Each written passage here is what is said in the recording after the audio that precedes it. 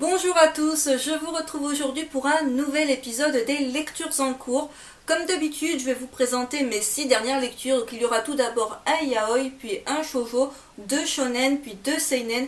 Et restez jusqu'à la fin de cette vidéo puisque je vais vous parler un petit peu du Hero Festival. Je commence donc avec un yaoi. Il s'agit du tome 3 de Sekaiichi Hatsukoi, le cas Ritsu Onodera de Shungiku Nakamura. C'est publié chez l'édition Taifu. Donc la série toujours en cours au Japon avec déjà 10 tomes de parus et nous n'avons pas de date pour la sortie du tome 4 en France. Mais vu son rythme de parution très aléatoire, on va dire, je ne m'avancerai pas en vous donnant une date pour le tome 4, même si celle-ci était notée dans un quelconque planning. J'ai vraiment beaucoup apprécié de retrouver le couple Ritsu et Takane, je crois quelque chose comme ça. Mais ce que j'ai vraiment beaucoup apprécié dans ce tome 3, c'est qu'on va découvrir un nouveau couple. Donc là, il s'agit du cas Shota Kisa. Et pareil, même principe de ce couple, il va y avoir une figure un peu plus masculine, un peu plus virile, un peu plus forte. Et l'autre qui va être un peu plus féminin, on va dire, beaucoup plus fragile. Donc on reste vraiment sur le même principe, mais je trouve que c'est vraiment rafraîchissant d'avoir un nouveau couple. Non pas que je m'étais lassée du premier couple qu'on découvrait dans les 2 premiers tomes et que l'on voit un petit peu dans ce tome 3, mais ce que j'adorais avec Junju Romantica, c'était justement cette alternance avec plusieurs couples. Et là enfin on va alterner avec un autre couple, ça permet de ne pas se lasser du couple qu'on est en train de suivre et de rapidement passer à un autre, et finalement on prend plaisir au fil des tomes à retrouver différents couples. Je vous montre un petit peu ce que ça donne niveau dessin. Si vous avez lu Junju Romantica, c'est exactement le même trait, on reconnaît très bien le trait de cette mangaka, et je vous parlerai dans le Giga Book Haul d'octobre que je n'ai pas oublié, qui sera en ligne le 11 ou 12 novembre, quelque chose comme ça, parce qu'il y a beaucoup de choses à vous présenter.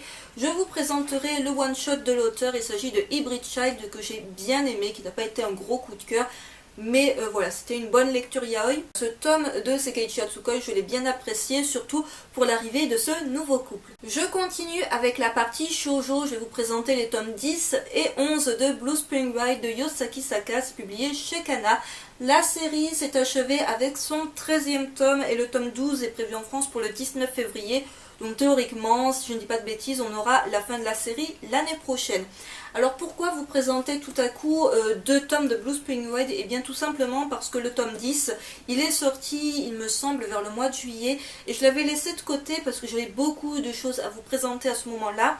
Et je me suis dit que ça serait sympa d'attendre d'avoir le tome d'après pour m'enchaîner les 2 tomes et vous les présenter. Futaba a enfin fait un choix. Elle a décidé de sortir avec Thomas qui voilà, lui était perdument amoureux d'elle et qui vraiment n'attendait que ça.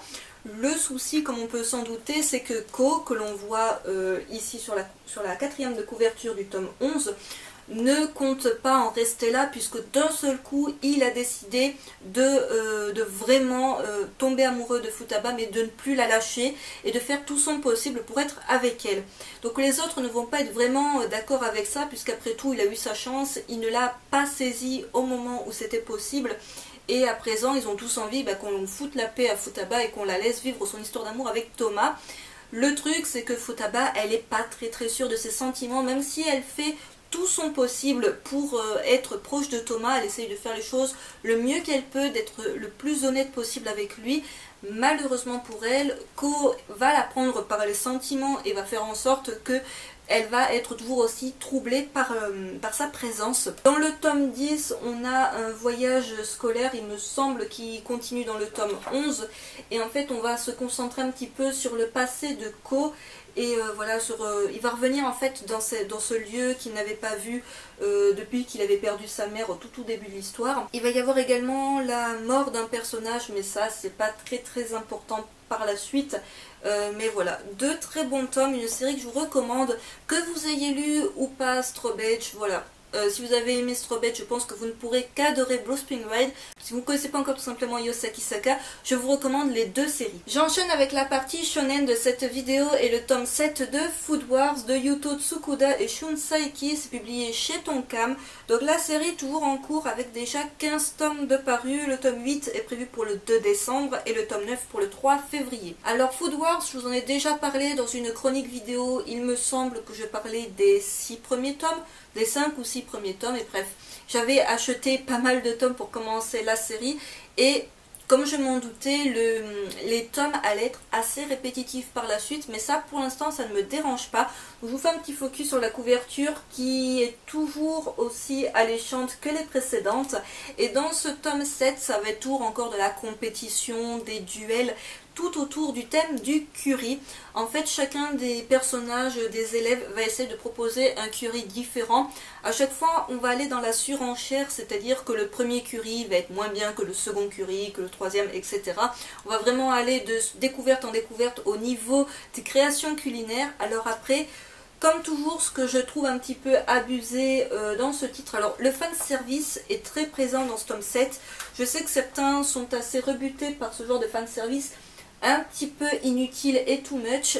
Je trouvais qu'il était un petit peu moins présent dans les derniers tomes que j'avais lus, mais là il est vraiment revenu en force. Alors personnellement ça ne m'a pas trop dérangé, mais ce qui vraiment me pose problème avec cette série, c'est quand les personnages partent dans la description des plats, donc de la senteur, de la texture, tout ça.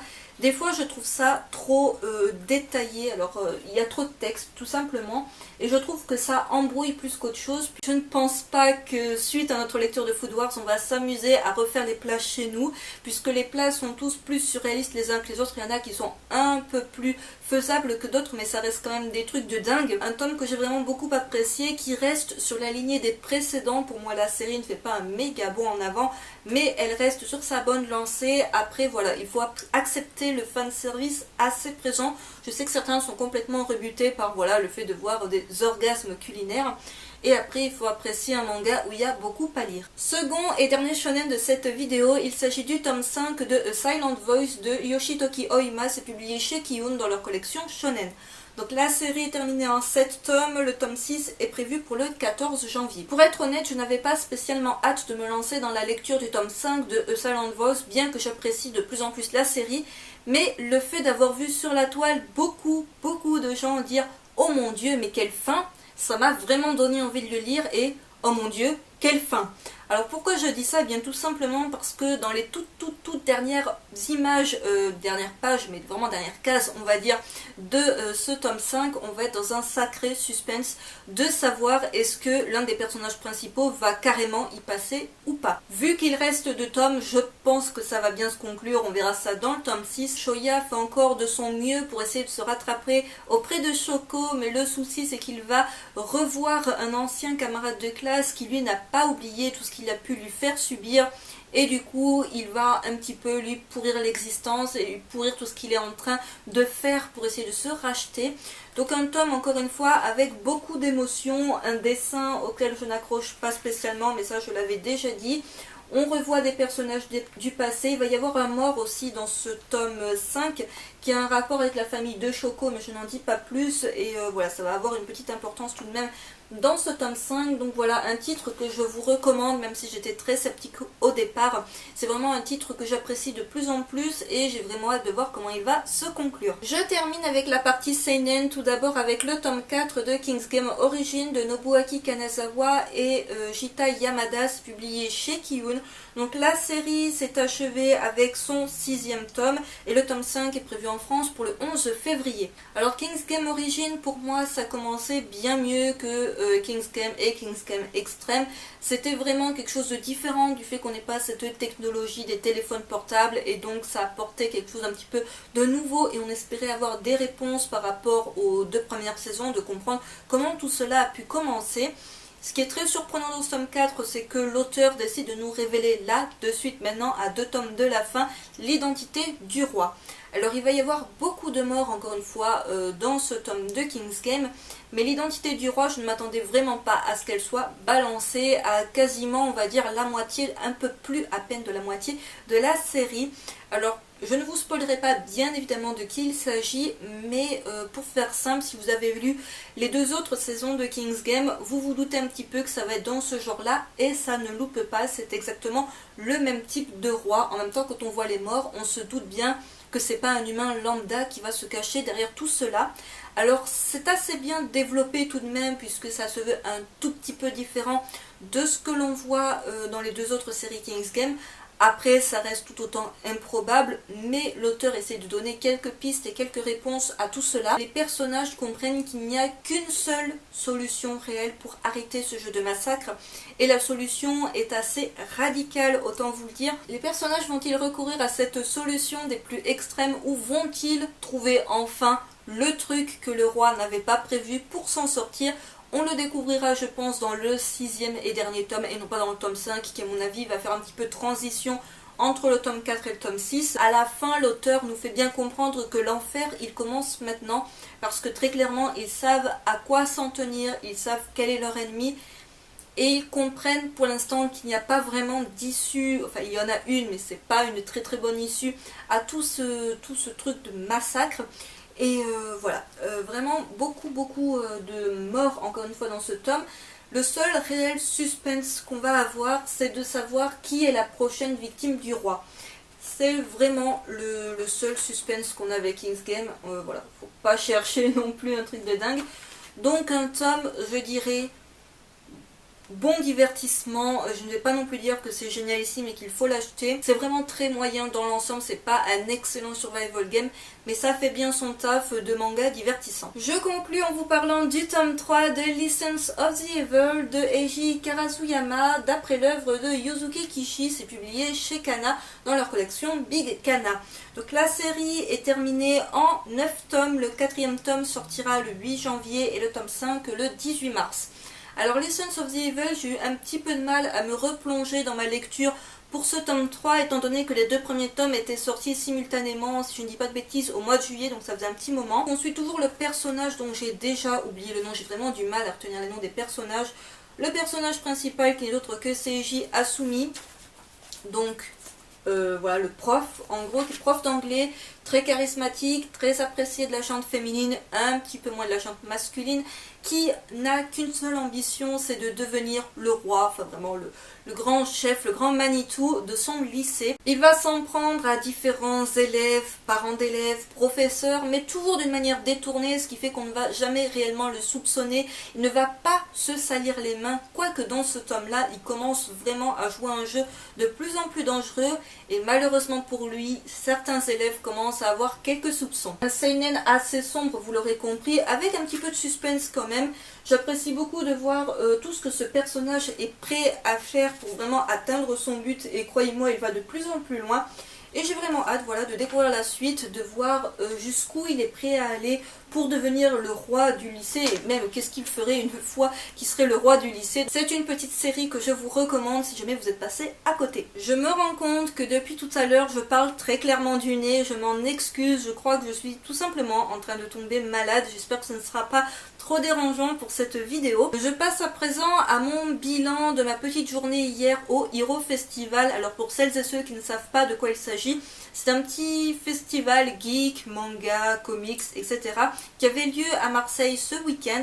Je ne suis allée qu'à la journée du samedi, je n'avais de toute manière pas l'intention d'y passer tout le week-end. Ce Hero Festival enterre très clairement le précédent. L'année dernière, il n'avait vraiment pas le budget. J'avais fait un mini-vlog l'année dernière, voilà, il est quelque part si vous cherchez dans mes petites vidéos que j'avais faites à cette même période l'année dernière. Cette année, le Hero Festival était vraiment génial.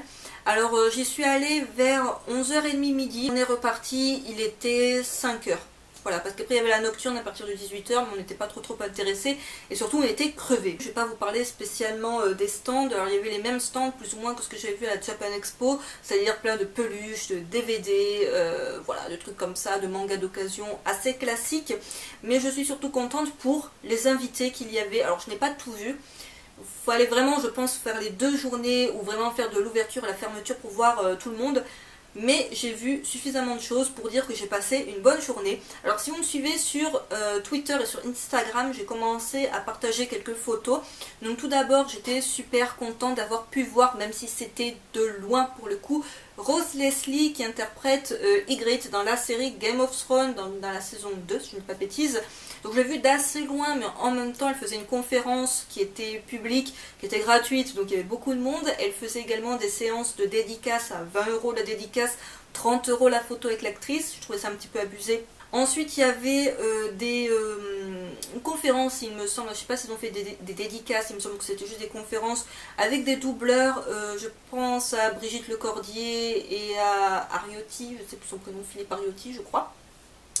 Mais je n'y suis pas allée, enfin on avait vraiment trop de trucs à faire, mais du coup j'en ai profité pour me faire deux dédicaces que j'avais pas vraiment prévues, enfin vraiment je les voulais, mais je me disais qu'il y aurait tellement de monde pour aller voir ces auteurs que j'aurais que très peu de chance de les approcher. Du coup, qu'est-ce que j'ai fait? J'ai pas apporté mes tomes que j'avais à la maison et il a fallu que je rachète les tomes pour pouvoir me les faire dédicacer. Voilà, c'était la chose un petit peu bête du jour. Tout d'abord, niveau dédicace, j'ai eu la chance d'en avoir une de Vanra. Donc j'ai dû racheter le tome 1 de Stray Dog étant donné que je n'avais pas pris le mien. Donc elle m'a laissé choisir une carte qu'elle avait sur son stand, donc il y en avait pas mal. Et j'ai choisi celle-ci. Je crois que Virginie, tu les collectionnais, les cartes comme ça. Je ne sais plus, enfin, j'ai pas trop regardé ce qu'il y avait sur son stand. J'étais surtout super surprise que son stand soit en fait en angle, elle était dans un angle, il n'y avait aucune affiche pour montrer que c'était Vanra. Vraiment c'est quand on est passé avec mon copain à côté, il dit tiens il y en a qui font des dédicaces et je l'ai reconnue physiquement. Après j'ai vu qu'elle avait son petit comment dire, petit badge avec marqué Vanra dessus et qu'elle avait les tomes de Stray Dog devant elle, mais sinon autant vous dire on passait à côté, même pas je captais qu'elle était là malheureusement. Donc je vous montre la dédicace qu'elle m'a faite. Si vous me suivez sur les réseaux sociaux, je mettrai des photos un peu plus claires des dédicaces parce que là je crois qu'on verra pas grand chose. Donc elle m'avait demandé quel personnage, voilà tout simplement je souhaitais de la série, et là j'étais super embêtée parce que le tome de Stray Dog, autant vous dire je l'ai lu la semaine de sa sortie, ça date de quoi, de juillet je crois, et j'étais totalement paumée au niveau des noms. Alors en plus c'est un univers, Vanra, son univers je connais encore pas trop, comparé à toi Virginie qui connaît bien mieux ce qu'elle fait. Du coup j'étais complètement embêtée, j'ai pas trop papoté avec elle, mais voilà. Au moins j'ai une dédicace de Vanra. Vous l'aviez peut-être remarqué en arrière-plan de ma vidéo depuis tout à l'heure, puisqu'il a rejoint avec Happy et Fluffy ma pauvre petite table de nuit qui décidément sert plus de table à peluche que de table de nuit. Il s'agit de Zeus en poulet, donc de Zeus tout simplement de Save Me Pity. J'étais ravie de trouver la peluche, donc je l'avais trouvé sur un stand qui vendait des mangas, des Funko, toutes sortes de choses. Et quand j'ai vu cette peluche, je me suis dit non, Zeus il vient à la maison, elle m'a coûté 9 €, voilà, je la trouve vraiment adorable et je voulais vraiment cette peluche depuis assez longtemps. Je ne sais pas sur quel site on peut l'acheter, j'ai vu que, enfin, je ne l'ai pas trouvé sur Amazon de base, mais je pense qu'on peut également la trouver sur la toile. Il se plaît très bien entre Happy et Fluffy, c'est vraiment le coin peluche trop mignon je trouve. Alors ensuite j'ai eu la chance de pouvoir avoir une dédicace de Elsa Branch. Alors là encore j'ai racheté le tome 1 parce que juste avant de partir je dis à mon copain oui je prends le tome 1 de Save Me Pity pour me le faire dédicacer, et puis avant de partir je me dis non, il va y avoir trop de monde, tu vas pas pouvoir t'approcher, avec un peu de chance tu la reverras à un autre moment, mais là c'est mort, tu vas pas pouvoir la voir. J'étais hyper surprise, mais alors genre hyper surprise qu'elle soit super accessible. Alors en tant que personne elle est adorable, mais c'est surtout que je m'attendais à une foule de malades autour du stand. Alors il y avait elle, il y avait son compagnon qui fait City Hall, et j'étais vraiment hyper surprise de voir qu'on a attendu quoi, 2-3 personnes juste avant et pouf, c'était à moi quoi. Voilà.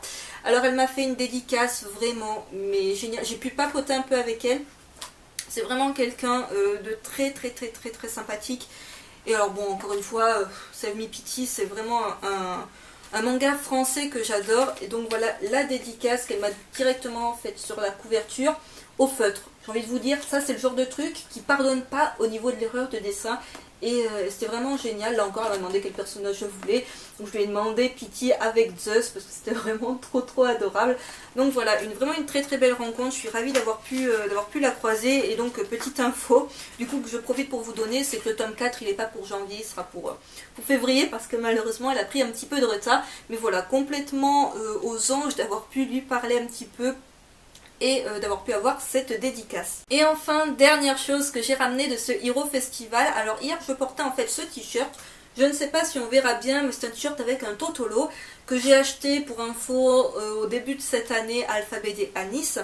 Et j'étais bel et bien décidée hier à ramener quelque chose avec Totolo dessus. Pour moi, ça allait être 2 coussins qui étaient en haut d'un stand de peluche, de coussins, de tout ce que vous voulez. 2 coussins dans les tons marron beige que j'avais déjà repéré à la Japan Expo avec des Totolo dessus, mais genre trop mignons. 20 € le coussin, je dois bien avouer que ça fait mal parce que c'est des tout petits coussins, mais je voyais déjà ça sur le canapé qui est dans les tons de marron, je me disais ça allait être génial. Le souci c'est que le copain n'était pas très chaud pour ramener des coussins, il fallait qu'il s'y fasse, il allait avoir du Totoro à la maison, il me fallait quelque chose, alors ça allait pas être une énième peluche, je venais d'acheter Zeus, ça allait pas le faire. Du coup il a décidé de m'acheter ceci, parce qu'en fait il y avait un stand qui vendait pratiquement que des sacs, et il y avait des sacs avec des Totoro dessus. Et du coup, j'en lorgnais 3, il y en avait un beige, celui-là est vert kaki, je sais pas si on verra bien, il y en avait un qui était gris, mais finalement pas si joli que ça. Bon, il le voyait bleu marine, je le voyais gris déjà, c'était pas bon signe. Et du coup, voilà, ça c'était un petit peu le craquage qui n'était pas prévu du jour, mais du coup ça a été un super cadeau qu'il m'a fait. C'est un sac qui est vraiment super pratique. Déjà je voulais changer mon sac à main, donc bah voilà, c'est chose faite avec ça. Je vous montre le petit détail quand même qui est super sympa au niveau des fermetures éclairs. Vous avez la petite étiquette en chinois ou en japonais je dirais plutôt. Voilà, et à l'intérieur il est juste vachement pratique parce que c'est pas juste le sac décoratif, c'est le sac qui en plus est pratique. Alors vous avez une grande pochette à l'intérieur, vous avez une pochette avec une fermeture éclair, 2 petites pochettes où on peut mettre les cartes ou le téléphone, plein de pochettes à l'extérieur, une grande pochette derrière. Voilà, je vais pas me la jouer à Fifi, mais en gros voilà, il se ferme comme ça, il est juste trop canon. Il lui a coûté, c'est moi qui l'ai acheté du coup, 25 €. Je ne sais vraiment pas quel est le nom de la boutique, si vous voulez le retrouver, si vous cherchez peut-être sac Totoro sur Amazon, peut-être que vous allez le retrouver. Mais voilà, le gars avait juste trop de choix, il les avait en version un peu sac à dos, en version plus sac à main, il avait vraiment plein de versions, beaucoup avec des Totoro, avec des Assassination Classroom, j'étais what the fuck. Bref, il y avait du choix, mais mon choix s'est définitivement porté sur celui-là et je vais l'utiliser dès demain pour aller au boulot. Voilà, ainsi s'achève cette vidéo lecture en cours plus bilan Hero Festival. J'espère qu'elle vous aura plu. N'hésitez pas à me dire en commentaire comme d'habitude ce que vous en avez pensé. Si vous avez lu certains des titres que j'ai présentés dans cette vidéo, si vous vous êtes rendu au Hero Festival hier ou aujourd'hui, jour où je poste cette vidéo, puisque c'est la 2e et dernière journée de ce festival, n'hésitez pas non plus à me dire ce que vous avez vous pensé de ce festival et des mangas que vous avez pu lire, si vous avez lu les mêmes titres que moi dans cette vidéo. Et je vous retrouve très vite, je vous retrouverai pour le Giga Book Haul, j'espère mercredi ou jeudi. Bye!